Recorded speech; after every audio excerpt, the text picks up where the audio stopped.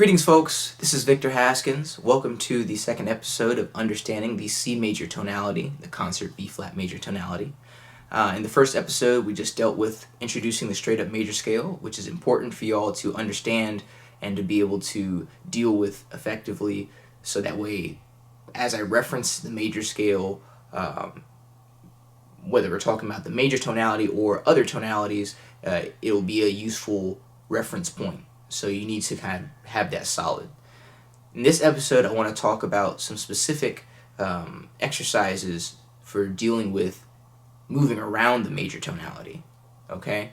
So this is important because we want to have freedom of movement as we're playing music, whether we're improvising or for reading music, right? We want to have the ability to, it's sort of like whatever town you live in, you know how to get to the store where you shop, you know how to get to the library, and you just get in your car, or you get on your bike, or you walk there, and it's simple. But if you go to a new town, then it's unfamiliar terrain, and therefore you have to plug in the directions to the store in your GPS, or use a map, or ask somebody. And when we're playing music, we want to have the freedom to move wherever we want to without having to consult a map or a GPS, musically speaking. So we want this inside our mind. We want this roadmap, so to speak, in our mind, in our imagination, so we can hear how to move around.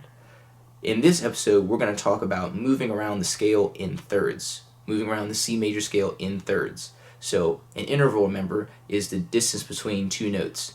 And so we're going to be using the interval of a third within the C major tonality to get around.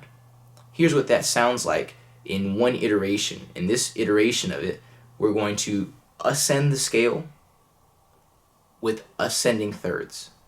Okay, so we're going up the scale in thirds that go upwards. And here's what that sounds like. And reminder, look down in the description box below if you're watching this on YouTube, and if you're not, you should be watching this on YouTube. So you can look in the description box down below and click the link to go to the educational resources page on my website, where you can download the sheet music for this exercise, for these exercises I'm going to introduce. So make sure you click on that. Ascending the scale with ascending thirds. Here we are.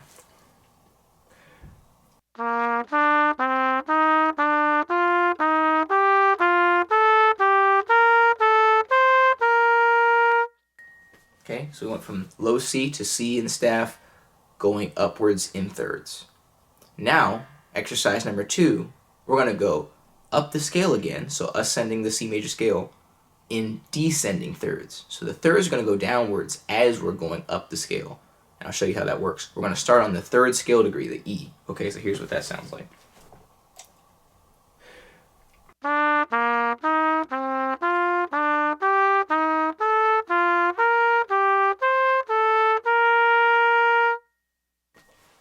Okay, exercise 3, we're going to descend the scale, so we're going to go down the scale with descending thirds. So the third is going to go downwards. Here's what that sounds like.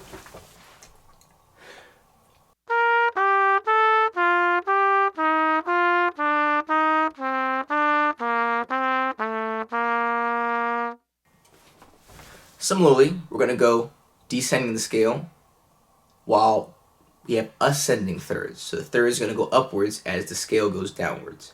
So we're going to start on the 6th scale degree, the A, in order to start this one off. Here's what that sounds like.